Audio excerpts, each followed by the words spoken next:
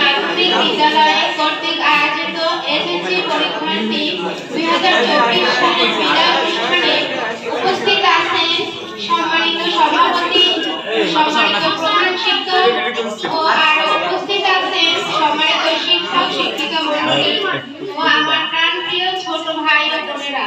সকলের প্রতি রইল আমার আন্তরিক সালাম। আসসালামু আলাইকুম ওয়া রাহমাতুল্লাহ। ওয়ালাইকুম আসসালাম।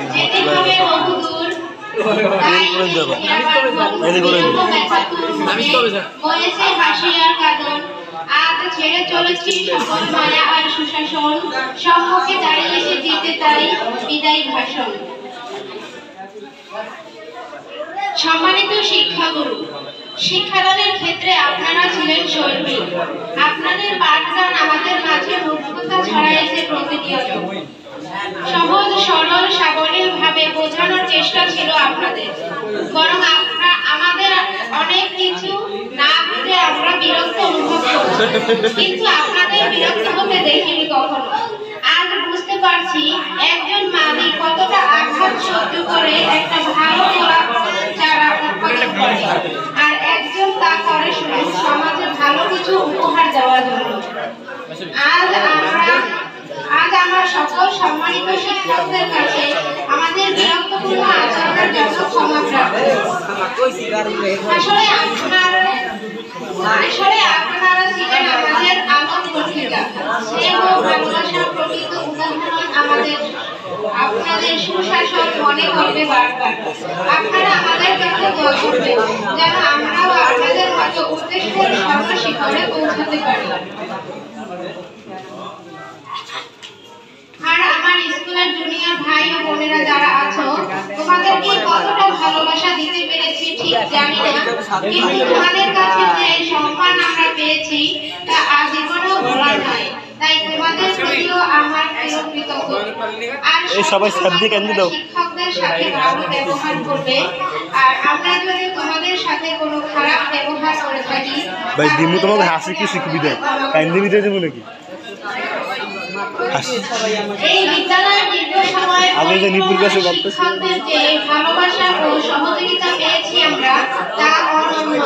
সময়ে সময়ে পেয়েছি আমরা কড়া শাসন, যেন আমরা আমাদের সঠিক পথ থেকে বিচ্যুত না হই। আমাদের সম্মানিত শিক্ষকেরা যে সুন্দর স্বপ্ন আমাদেরকে দেখিয়েছেন, যেন মানুষের মতো মানুষ হয়ে দেশ সেবা নিয়োজিত হতে পারি, সেই স্বপ্নের মর্যাদা আমরা আমাদের হৃদয়ে বহন করছি। যেন এই বিদ্যালয় ও শিক্ষকদের সম্মান রাখতে পারি, তার জন্য সকলের কাছে দোয়া চাইছি।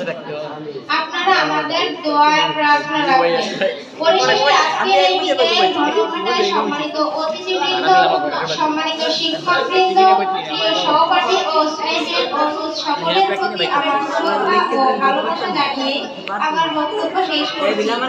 কবি কুমুদরঞ্জন মল্লিকের একটি কবিতার প্রিয় দুটি চরণ দিয়ে। হয়তো আমার এ পথে আর হবে না তো আশা, দুয়ারে তাই দেখতে চাই বুকের ভালোবাসা। ধন্যবাদ। সংক্ষিপ্তভাবে বক্তব্য প্রদান করবে নিশা কাঞ্জক।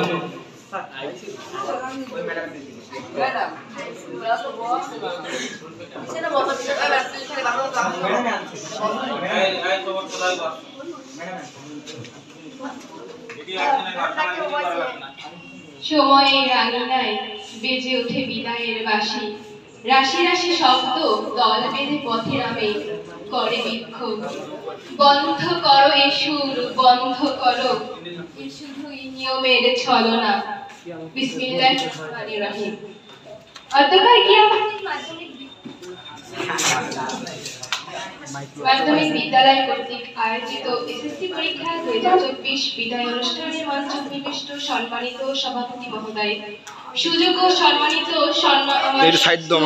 প্রধান শিক্ষক, সম্মানিত প্রধান অতিথি, বিশেষ অতিথি, সম্মানিত শ্রদ্ধাভাজন প্রধান শিক্ষক শিক্ষিকা মণ্ডলী, আমার সহপাঠী বিদায়ী ভাই ও বোনেরা, সম্মানিত সুধীজন ও আমার ছোট ছোট ভাই ও বোনেরা, সবাইকে জানাই আমার আন্তরিক শুভেচ্ছা ও সালাম।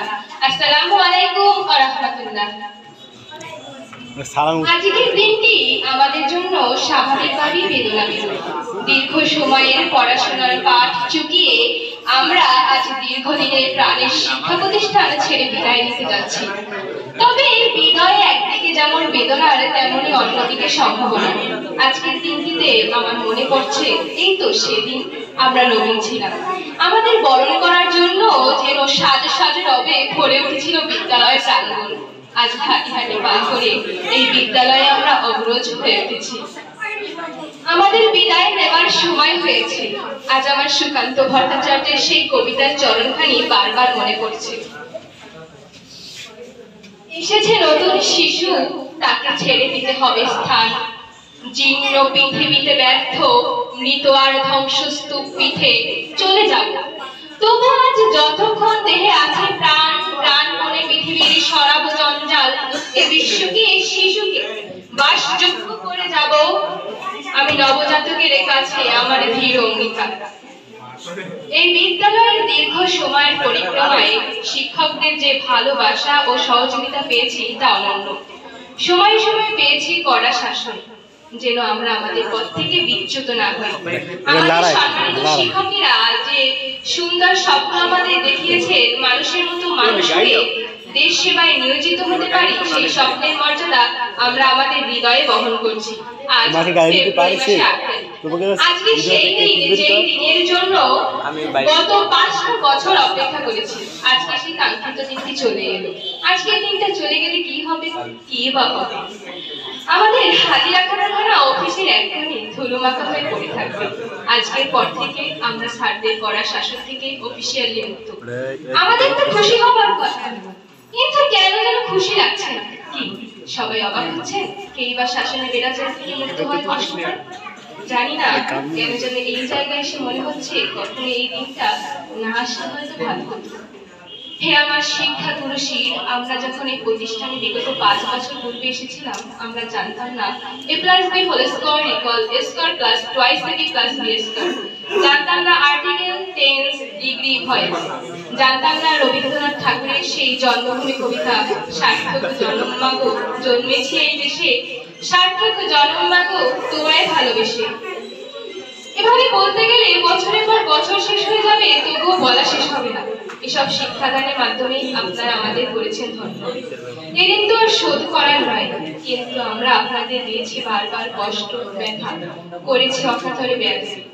জানি এর ক্ষমা পাবো না, তবুও কাকুতি মিনতি করে বলছি, যদি ক্ষমা না করেন, আমাদের বিদায়ের ঘন্টা না বাজিয়ে আমাদের জন্য তৈরি করে দিন হে আমার শিক্ষা গুরুশির ফাঁসির মঞ্চখানা। যেন এই বিদ্যালয়ের শিক্ষকদের সম্মান রাখতে পারি, তার জন্য সকলের কাছে আকুল চিত্তে দোয়া চাইছি। আপনারা আমাদের প্রার্থনায় রাখবেন। আমাদের যারা সহপাঠী রয়েছেন, যারা অনুজ ভাই বোন রয়েছেন, তাদের সাথে দীর্ঘদিনের স্মৃতি ভুলে যাবার নয়।